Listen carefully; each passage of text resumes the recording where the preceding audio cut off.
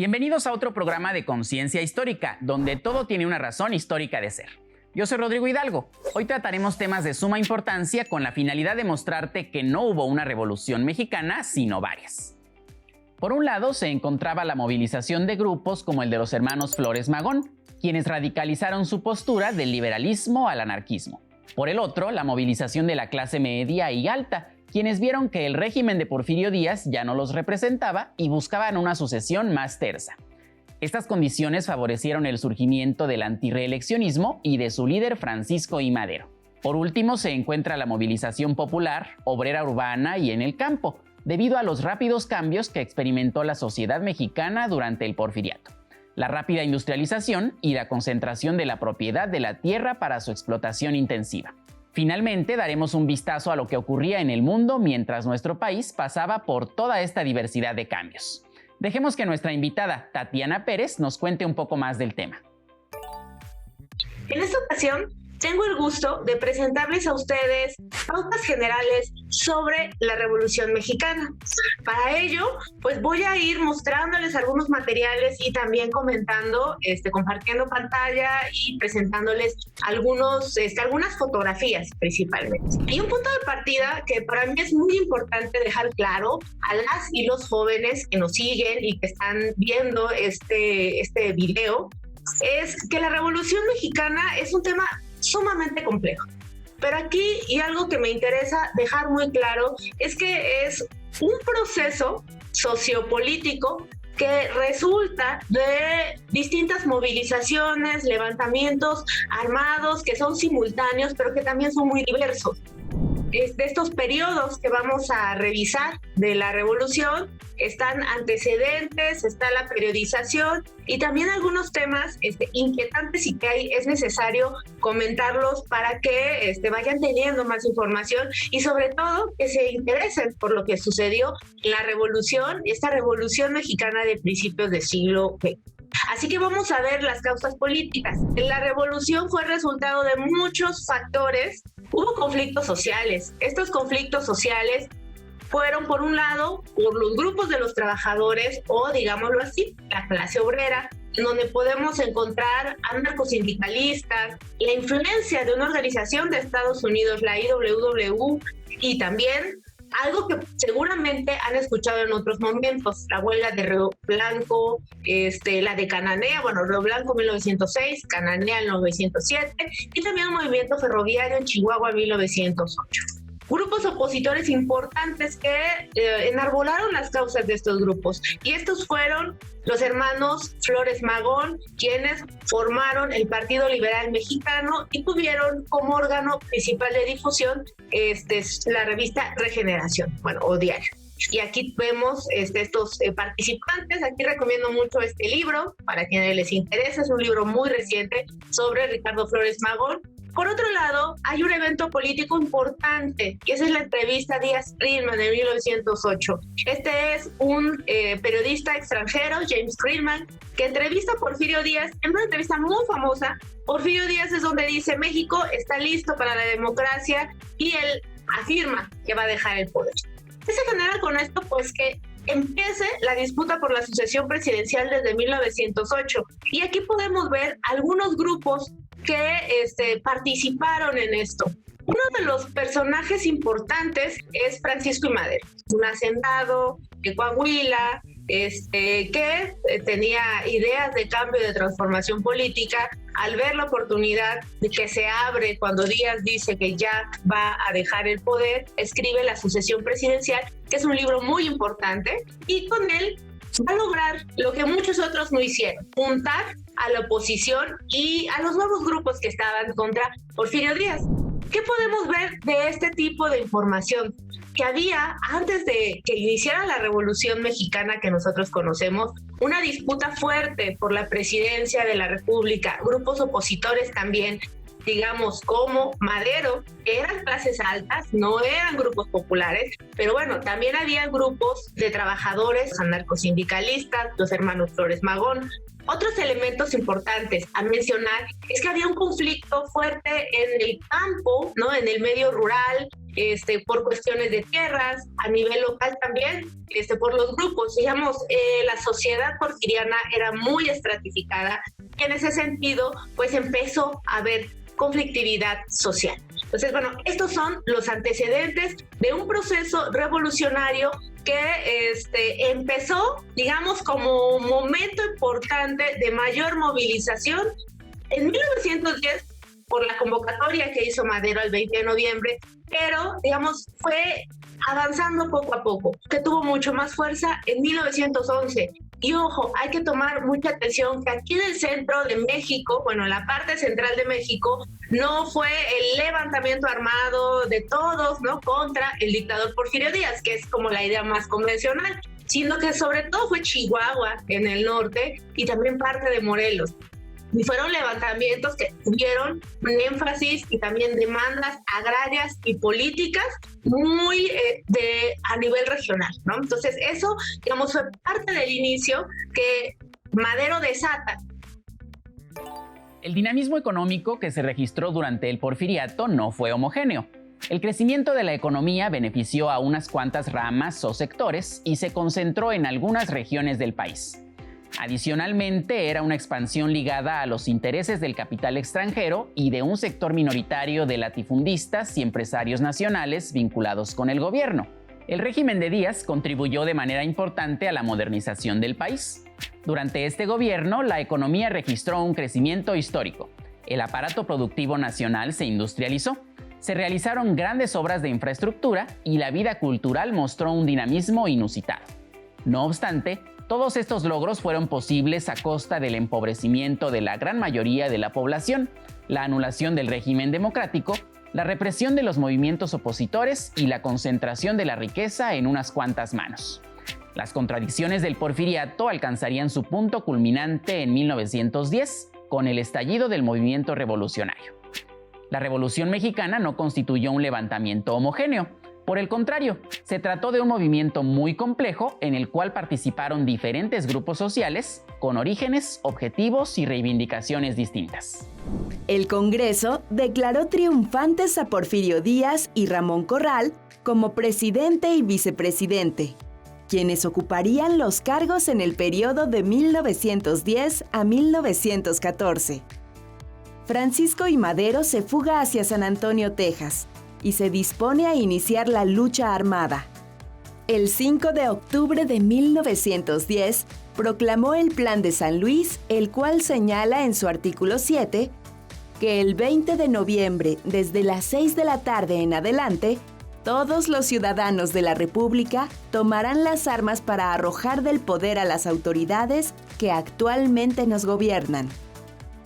Aquí es donde comienza oficialmente la Revolución Mexicana. Sin embargo, no fue así. Al enterarse el gobierno porfirista que Aquiles Cerdán encabezaba uno de los centros más peligrosos de antirreeleccionistas en Puebla y que en su casa se encontraban algunos individuos con armas, la policía hizo un cateo el día 18, pero cuando los gendarmes llegaron comenzó el tiroteo, el cual se prolongó por largo tiempo, necesitando la intervención del ejército para sitiar la casa y ocuparla, resistiendo toda la familia Cerdán con ahínco y convicción. Así es que puede considerarse que la Revolución Mexicana comenzó en Puebla con la represión sufrida por la familia Cerdán. En el transcurso de las siguientes semanas, surgen guerrilleros por todo el país. Por ejemplo, Emiliano Zapata, Ambrosio y Rómulo Figueroa y Manuel Azúnzulo en Morelos, Salvador Escalante y Ramón Romero en Michoacán y Jalisco, Gabriel Hernández en Hidalgo, Pascual Orozco y Francisco Villa en Chihuahua.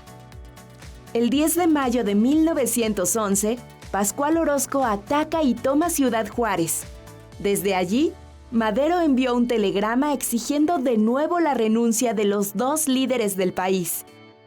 El día 21 del mismo mes, se celebraron los Tratados de Ciudad Juárez, en donde se aceptaba la renuncia de Porfirio Díaz y de Ramón Corral, dando fin el día 25 al Porfiriato.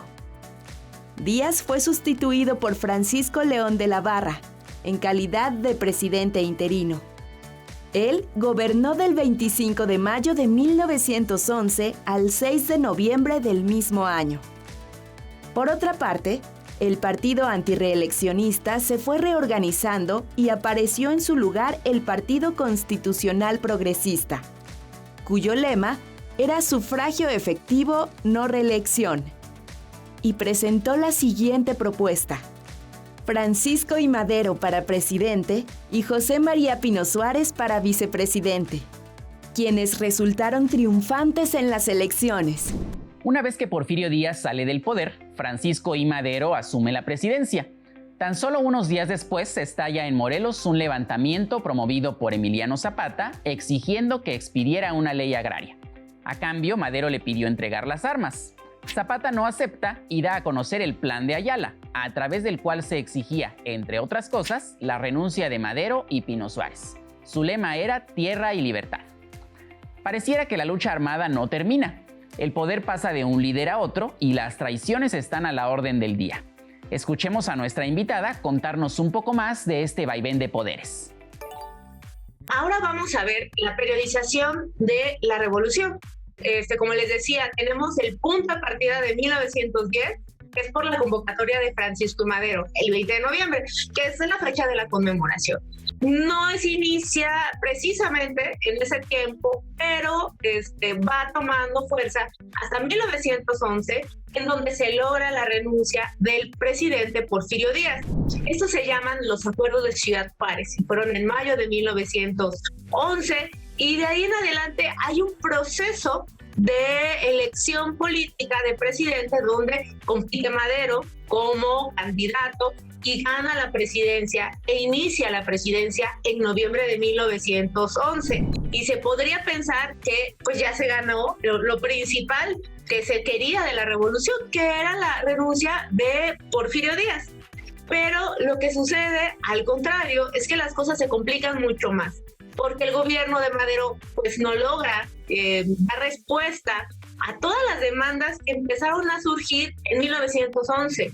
Y algunos de los grupos opositores, y aquí es muy importante, que emergen en todo esto, pues es el zapatismo. Y aquí está Emiliano Zapata, muy famoso, que todos lo conocemos, y aquí se da a conocer el Plan de Ayala en noviembre de 1911, donde muy importante, los integrantes del Ejército Libertador del Sur de Morelos dicen: nosotros no queremos solamente una transformación política, nosotros queremos un cambio social. Y esta va a ser una demanda fundamental en 1911 y que después va a ser la bandera de los zapatistas en toda la revolución, y de hecho va a ser la bandera de la revolución incluso después de los zapatistas y con el nuevo gobierno.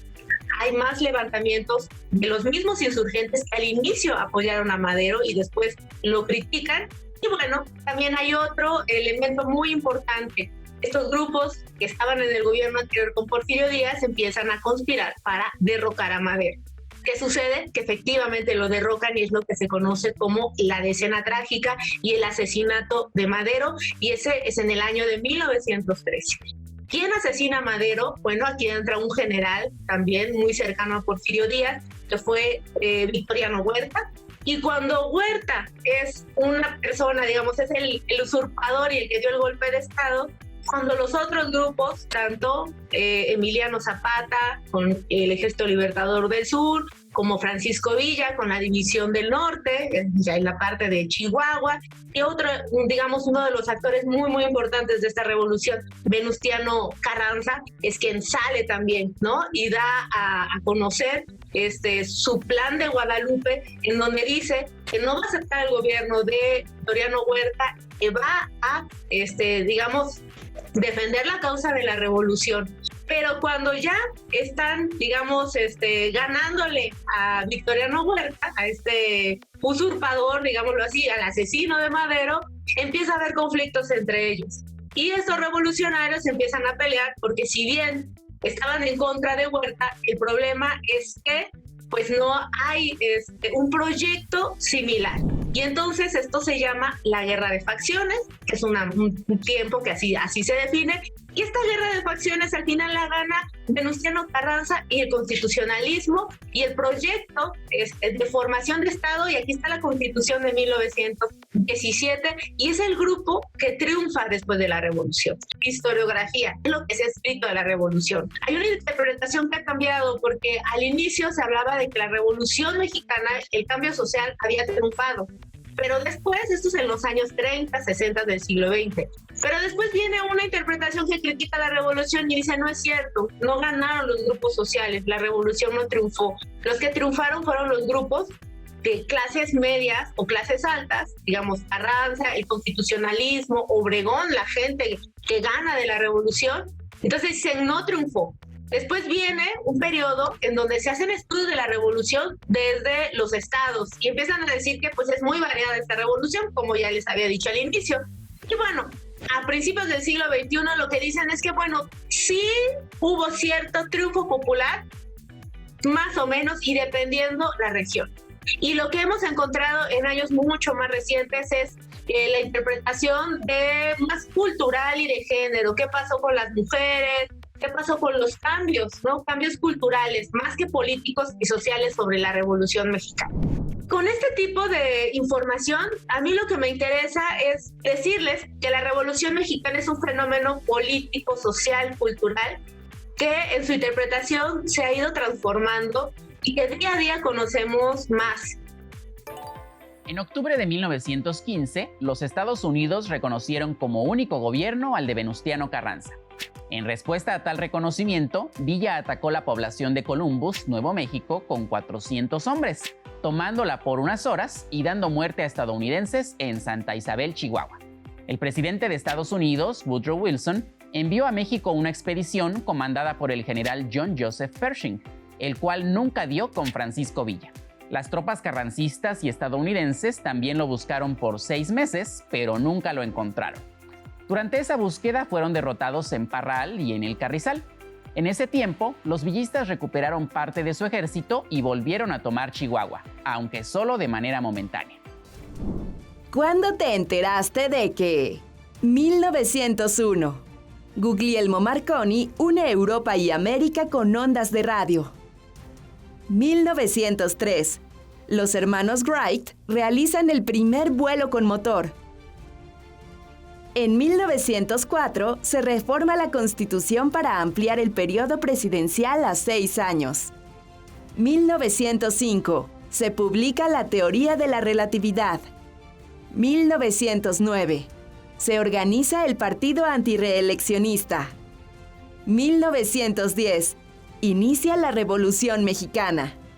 Paso del cometa Halley. Constitución de la Unión Sudafricana. 1911. Emiliano Zapata promulga el Plan de Ayala. Estados Unidos ordena la retirada de sus tropas de Nicaragua y reconoce al nuevo gobierno presidido por Juan José Estrada Morales. 1913. Decena trágica y asesinato de Madero y Pino Suárez a manos de Victoriano Huerta. Se aplica la cadena de montaje a la producción de automóviles. 1914. Convención de Aguascalientes. Inicio de la Primera Guerra Mundial. 1917. Se promulga en Querétaro la Constitución. Comienza la Revolución Rusa. El proyecto original de la Constitución de 1917 estuvo redactado por los diputados José Natividad Macías, Félix F. Palavicini, Luis Manuel Rojas, Alfonso Cravioto, Manuel Andrade y Juan N. Frías. Pero en el curso de las sesiones, el proyecto fue modificado hasta alcanzar su forma final, que al conseguirse, permitió que se promulgase la nueva Constitución de 1917. ¿Cuáles fueron los grupos participantes? Los antirreeleccionistas que están aquí de este lado, que es el grupo de Francisco y Madero, con quienes empezaron la revolución. Luego está al que ustedes conocen más, que son a los zapatistas, que así también se conocen, pero bueno, el nombre es el Ejército Libertador del Sur. El otro grupo participante fue la División del Norte. También Francisco Villa o el famoso Pancho Villa pedían autonomía local, que era también muy importante, algunas demandas agrarias. Otro ejército importante participante pues son los constitucionalistas. El principal jefe fue Venustiano Carranza. ¿Quiénes más participaron en esto? El Partido Liberal Mexicano, a los hermanos Flores Magón. Hay otros grupos, por ejemplo, en Oaxaca, es un tema que yo trabajo, es el movimiento de la soberanía. Y estos soberanistas se opusieron al gobierno de Venustiano Carranza y también, digamos, crearon un espacio aparte en Oaxaca. Otras participantes fundamentales de la revolución, que también quiero poner mucho énfasis, y son las mujeres. ¿Cómo participaron las mujeres? Como soldaderas, como cocineras, como enfermeras, había la Brigada Sanitaria de la División del Norte. Y finalmente, otro grupo que es muy importante y que ahorita también estamos explorando quienes hacemos historia, son los grupos indígenas, porque no había, digamos, una demanda de reivindicación indígena en ese tiempo, sino que también estaban en estos distintos grupos. Y en este sentido, creo que es muy importante, después de ver estos grupos, de considerar toda la situación, y algo que también inquieta y nos interesa es ver qué pasa con la población. Ya mencioné estos grupos, como vieron, ya vi también otros más, indígenas, mujeres. ¿Qué sucedió en la revolución? Al inicio, la gente no sabía qué estaba pasando bien a bien, ¿no? No se sabía de que ya inició la Revolución Mexicana y vamos a tomar las armas, ¿no? Empezaron los enfrentamientos y no se sabía muy bien las causas en muchos lugares. El efecto de esta guerra, porque es un estado de guerra, como empezó la revolución, fue muy variada dependiendo de las regiones. Hubo incertidumbre también, hubo escasez de alimentos, también hubo inseguridad. Otra de las cosas muy importantes es que hubo enfermedades, también se dieron epidemias, y hay que pensar en el estado de alerta en la que vivían los pobladores en este tiempo. Algunos sí tomaron parte de los bandos, aquellos grupos que acabamos de ver, otros no. Y algunos otros saben que hacían era cambiar de un bando a otro. Si llegaba Pancho Villa y ponía su gobierno en Chihuahua, bueno, pues eran villistas. Pero si llegaban otras tropas a ocupar y ganaban, bueno, pues ya se volvían constitucionalistas o obregonistas, porque también algo muy importante de una guerra, y esto creo que también necesario decirlo, es la sobrevivencia, ¿no? Entonces, en ese tiempo la gente no pensaba que era la revolución, ni todas las causas, como ya lo sabemos ahorita, sino que fueron viviendo cada uno de estos momentos. La revolución nos dejó una constitución política, que es la de 1917, es lo novedoso del tiempo, donde ya vemos demandas sociales incluidas a los trabajadores, que eso es algo muy importante en el artículo 123. También la cuestión de las tierras y la soberanía estatal en el artículo 27 constitucional. También el artículo 3, la educación pública gratuita, ¿no? Y también, digámoslo así, la educación laica, que ese es otro de los elementos muy importantes. Y con la revolución empieza a haber esta transformación de la tenencia de la tierra. Empieza a haber un reparto o una dotación de tierras y, decirlo así, de ejidos también. Eso va a ser más, digamos, fortalecido en el periodo de los años 30 con Lázaro Cárdenas. Pero sin duda es un evento muy importante, trascendente, que pues nos da una situación distinta a cómo vivía la gente en el siglo XIX. La revolución sí es un cambio fuerte y algo que yo creo que está muy presente en nuestros días, que por eso la revolución sigue gustando y no va a dejar de gustar o de interesar a muchas personas, que son los ideales de libertad y de justicia. Sobre todo eran los que estaban más asociados con el zapatismo, con el villismo y con estos movimientos populares. Y que ha sido bandera muy reciente, y yo lo comento mucho también en el aula con mis estudiantes, que la Revolución Mexicana sigue tan vigente que en 1994 los indígenas de Chiapas toman las armas hablando en claves y aludiendo a la Revolución Mexicana. Es decir, toman las ideales de la revolución, algunos, y los actualizan y los adaptan. Por ello, considero que es muy importante saber qué pasó en esta revolución y que las nuevas generaciones pues sigan viendo la revolución, pero también interrogándola, preguntándola y sacando datos nuevos. Agradecemos como siempre a nuestra invitada por platicarnos más acerca de la historia de nuestro país. Te invito a visitar el Monumento a la Revolución. Seguro encontrarás datos e historias increíbles. Así es como terminamos un programa más. Espero que te haya parecido tan interesante y enriquecedor como lo fue para mí. Haz este programa con nosotros, participa con Jóvenes en TV, un espacio de reflexión y construcción de conocimiento. ¡Hasta pronto!